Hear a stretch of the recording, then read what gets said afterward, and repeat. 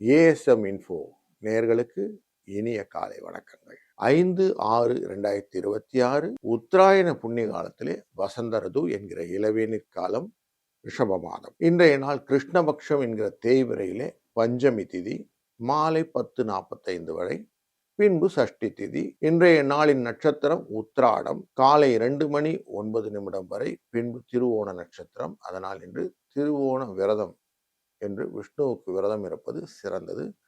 அதுவும் வைகாசி திருவோணம் சிறந்ததாக. இன்றைய நாளிலே ஸ்ரீ காஞ்சி வரதராஜ பெருமாளின் ஆளும் பல்லக்கிலே தீர்த்தவாரி என்ற உற்சவம் உண்டு. திருவோணம் என்பது விடாமுயற்சிக்கும் பேச்சாற்றலுக்கும் உடைய ஒரு நட்சத்திரம். நேர்மையானவர்கள் நிறைய நண்பர்களை சேர்த்துக் கொள்வார்கள் என்ற ஒரு தன்மையும் இந்த நட்சத்திரத்துக்கு உண்டு. இதைத்தான் இன்றைக்கு சந்திரன் தன்னுடைய குணாதிசயமாக தாங்கி வரப்போகிறார். இன்றைய நல்ல நேரம் காலை 9:30 10:30 மணி வரை, சாயங்கால வேளையில் 4:30 5:30 மணி வரைக்கும்.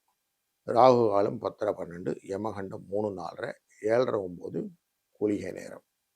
மேற்கு பக்கம் பரிகாரம் செய்ய வேண்டிய சூலத்துக்கு வெள்ளம் அப்படின்னு அர்த்தம்.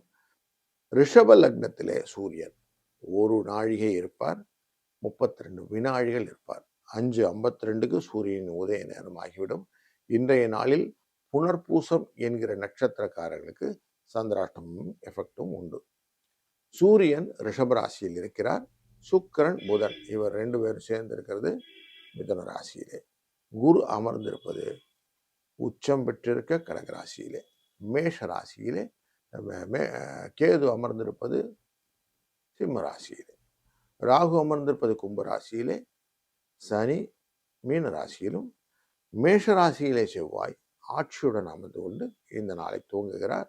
திருவோண நட்சத்திரம் என்பது மகர ராசியில சந்திரன் இருப்பார். இதை பேஸ் பண்ணி ஒரு ராசிக்கு என்ன பலன்னு பார்க்க போறோம், வாருங்க. சிம்ம ராசி நண்பர்களே, இன்றைக்கே சத்ருஸ்தானம் அப்படிங்கிற இடத்துல சந்திர பகவான் 12 மறைந்து விடுகிறார். அதனால விரயம் அப்படிங்கிறது இன்னைக்கு கொஞ்சம் கம்மியா இருக்கும். செலவு கம்மி, மனசுல அதுவே சந்தோஷத்தை கொடுக்கும். வெள்ளிக்கிழமை நல்ல சுப நிகழ்ச்சிகள் எல்லாம் நிறைய பண்ண முடியும். அது மட்டும் இல்ல, விஷ்ணு வழிபாடு இன்னைக்கு செய்ய சிறந்ததாக அமைய போகிறது. 3, 6 இந்த அதிர்ஷ்ட எண்ணை பயன்படுத்த சுபம். வாழ்க வளத்துடன்.